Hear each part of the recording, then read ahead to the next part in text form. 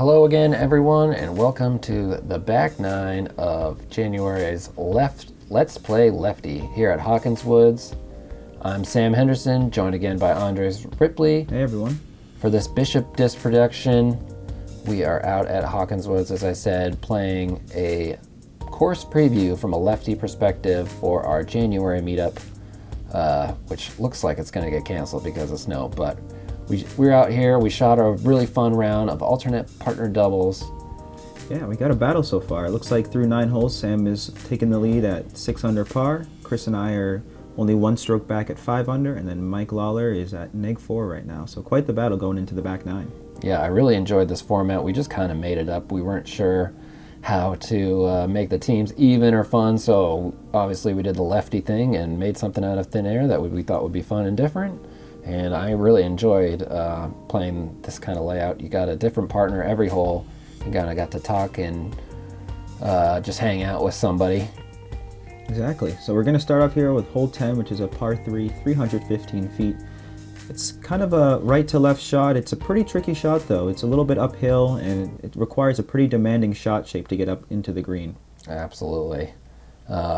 It's kind of a good just herald of what's going to happen on the back 9. This is definitely the harder 9 of the course. It's the newer 9. I think the front 9 was about open for almost a year before the back 9 opened. But this is starts off with a couple tough shots, and this one is no exception. The uphill part, and there's just a couple tree limbs early on the left side that force you to swing it out a little bit wider than I think you'd kind of want to. Yeah, the 3 of us that start off didn't really have great drives, kind of hides out a little too far right. Let's see what Chris can do here with his Innova Wraith. Let's see. Right, turns it through the gap nice and Oh! hits the front of the basket. Oh my Absolutely God. incredible. An inch higher, that's going to be an ace. That's a phenomenal shot there by Chris. That was so good. So let's see. Sam and Mike have this 50-footer, a little bit of a tough shot, and thanks to Chris, my amazing partner, for tapping in a nice, easy birdie, giving me a stroke as well. We'll take that. Right, so we're right tied back up at the top with 3 of us at 6 down. Heading into hole 11 here, par 3, 313 feet. This is a really demanding shot. You have a rock wall that you want to have your shot go just above, but a pretty low ceiling with all these pines, and Right. Sam executes it perfectly here with his stag. Nice hyzer flip down the left side and gets him up to about 40 feet. Right, I think that's the best drive I've ever thrown. I've never birdied this hole. It's really difficult, so I was pumped to throw that flip. Yeah, anything hitting this gap feels great because as you see there, Chris kind of pulled his drive a little bit, and kicking to the right is instant jail. Yeah, instant jail. I've been over on the right more than I'd like to admit. And then Mike throwing another passion. yeah. And what a great shot. Also hits the gap a little bit high, but still keeps him in the fairway. I'm going to go with my T-bird here. Trying to just follow Sam and Mike's line. Also a little high, but just low enough to kind of miss all the pine branches and gets me to about 50 feet there. All right, drifts through the gap nicely. And Dre with a patented step putt. There we go. Bangs it. Needed that. Absolutely. So now I'm worried after my best drive that I'm going to get big putted. And don't want to leave it low, so hit it off the top. But Yep. That's why you got a partner, though. Let's see. Can Chris? Oh, nope. With the Dixie. Dixie Raz. With the Dixie Troll. But we're going to tap in. So 3 is still tied for the best score I've ever gotten on this hole. Maybe next time. Maybe next time. Hole 12, par 4, 545 feet. This is actually a really fun hole. You're actually almost throwing a layup shot off the tee. For us lefties, it's usually, your stock hyzer with some kind of driver. Right, but the stock hyzer is not exactly my best shot, so when you are at the tee pad, it really looks like you want to throw a shot that kind of goes left and then banks hard to the right, but it's actually important to push it as far straight as you can. It's almost like hole 1, where you want to push it as far up the fairway further than you think. You had a pretty good drive there, but with that skip, you can see the left to right wind kind of made it hyzer out a little bit more behind one of those guardian trees there for your approach shots, which is not easy. Yeah. I thought that my drive was, I was kind of surprised when we got up there that it was pinched off a little bit to the right. Me too. Nice little touchy shot. Chris Chris loves to throw distance drivers, even on some of these shorter shots, and just kind of put some more touch on it, and that was a really well executed shot there by Chris. Nice race shot right in the middle. So now Mike and Chris have to navigate These are actually two trees, and you couldn't see that one, but Mike hit the tree behind the one we can see and kicks it a little too far to the left. Right, so Chris just Oh, absolutely wow. fillets him right down the middle. This is his warship. Kisses another tree down the fairway and scoots underneath the pin. Parked it. So I'm going to go with a forehand wraith shot here on a little flex line, but a little too much angle out of my hand and wasn't able to keep it too close to the basket, unfortunately. Yeah, well, as you're about to see right here, there's that big tree, and so I'm just going to chuck it up into the branches, kind of land right there, and we're going to have, I'd say just about a circle's edge putt, maybe a step outside. Yeah, I would say step outside and see if you can cash this putt in. Ooh, yeah. Look at that. Nice soft step right into the heart of the chains for a great birdie. All right, let's party. Chris tapping in his as well, so we had a nice star from there. Everyone's getting a birdie on that hole. Still a close battle. Yep, here we go. It's hole 13. Man, on the tee sign, it looks so easy. It's just straight. It's just 330 feet. This should be an easy birdie, but this hole is tough. It is. It's slightly uphill, and you kind of want to almost throw like a right to left turning lefty backhand shot. Chris actually had a pretty good one. It was just a little too inside, but still scooted up there into the circle. Right. So if you're going to take that left side, you kind of got to keep it under that pine, like bushy tree. Or you can kind of push it out more to the right side of the fairway. You can get a little bit more height, but then you got to flex it back.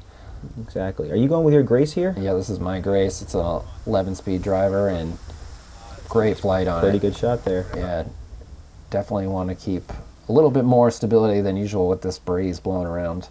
Yeah, you can definitely see the breeze just picked up a little bit for the back nine. It was a little bit present on the front nine, but it's really getting to that constant 15-mile-an-hour wind right now. It's kind of hard to see on camera, though. Ooh. Oh, Mike. Just off the top. Now, Mike says he's been doing a putting challenge every day, taking over 100 putts. But as we invited him to play so late, he left his main putters in his practice putting basket. So he just kind of had whatever he had in his car. I think he putted with 5 different putting putters. So maybe not his best day of putting, but we were glad he was out there no matter what. Exactly. Great birdies there for the whole card. We're on to hole 14, par 4, 485 feet. Another one of those two-shot holes where you're going to try to throw something that goes right to left, but with that headwind, I somehow turned over my most overstable Firebird, which was quite a surprise to me. Yeah, you really want to get around this group of 3 trees on the left side of the fairway, which it should be easy, but it never seems to be. I don't know. The first, I'd say 10 times I played this hole, I made it look so easy, and it's been a struggle ever since. Yeah, it's not too easy. It looks like you went with your Justice forehand there that didn't hyzer as quickly as you would have liked. Right. Chris is going more aggressive here with a Wraith and got a pretty tough kick. Then he gets a second kick that. puts him right in the fairway. So from disaster and trying to look for your disc to actually a great spot. You really want to end up, as you see the camera show here, in the second fairway, and that will set you up for a nice hyzer approach. Or if you are too far to the right, you can do a backdoor shot, as Dre does, and ends up flipping and going way to the left. Yeah, not where you want to be after your second shot. So we'll see what lie we have there. All right, I threw the new Latitude Glory. I think this was probably my 5th shot with it. It was just a little bit too overstable for that shot. I think Chris is throwing one of his Halo Wraiths here. From a little standstill, Behind. Kaiser's around the tree and skips off the bottom of the basket. His second metal hit of the back nine. He's on fire. So this is where Mike and I are throwing our 3rd shot, kind of in the woods. I'm going with a zone forehand roller touch shot that rolls right up under the basket. I was pretty happy with that. That was insane. That was insane. Great creativity. Such a lefty move. Touch a lefty move indeed. Yeah, it was a pretty tough lie.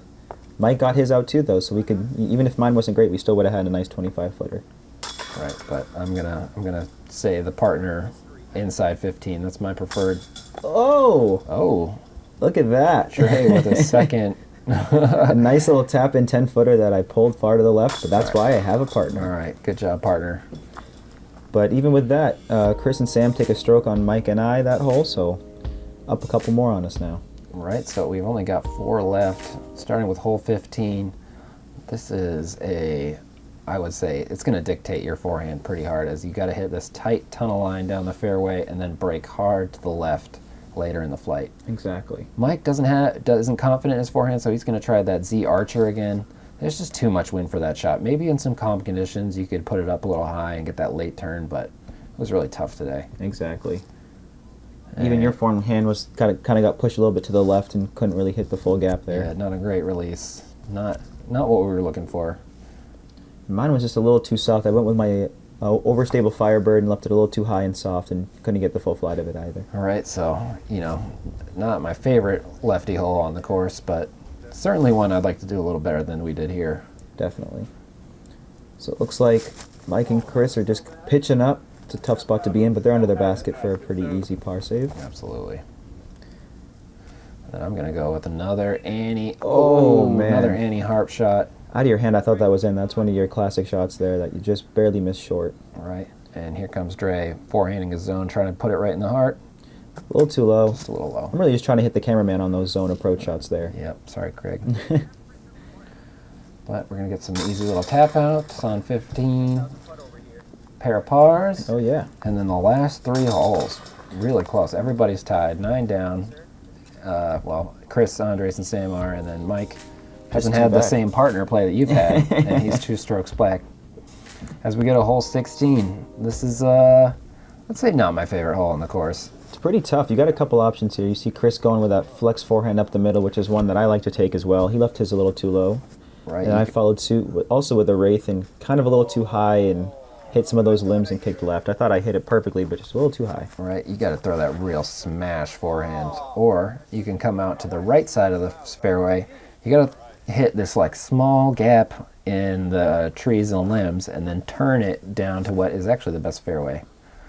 I do not get over it quite enough and going to be on the right side of the fairway, kind of between 16 and 17. It's a tough spot to be and very easy to lose your disc if you're not playing in the winter. This course, being new, but also just grows up and is very easy to lose your disc off the fairway on some of these spots. So definitely my favorite in the winter time when you got a little better chance. Yeah, you guys are scrambling there. Definitely helps to be a little bit taller as you are, and you got that just out of the woods, it looks like, for about a circle's edge. Just on the edge, throwing a little hammer, and then Mike's going to do the same thing with the tomahawk and just clips a tree and bounces out in the open. So as you guys get a chance to tap out for your par, we got a little 22-footer. This is a big putt for you guys. Ooh. Sam needs to hit this putt to save the par and keep pace with Chris and I. Oh, he hits it. Yes, let's go. Phenomenal putt. So now we're heading into hole 17, par 4, 527 feet. This is a pretty demanding shot shape as well. You want to throw a slight turnover backhand as a lefty that's going to keep you in the middle of the fairway for an easy approach shot. Absolutely. I think Chris is throwing a rock and gets an absolutely beautiful kiss off the tree. You turned it over a little bit too much.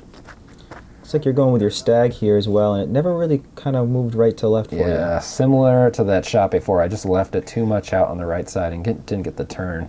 I think Mike is going with a Colossus here, if I'm not mistaken, and it's a little too high for the shot you're looking for. Too much space to hyzer out there into the right side. Absolutely. You got to beat that right side. You want to turn it just past that bank of trees on the right and then kind of get it to fade back. Exactly. I'm going with the Thunderbird here. Left it a little too far to the left side and got swatted down pretty quick. Right. And from where we are, I was trying to actually get aggressive and throw a big turnover backhand, but wasn't the right wind for it. I should have gone with just a stock forehand to try to give us a long look for birdie.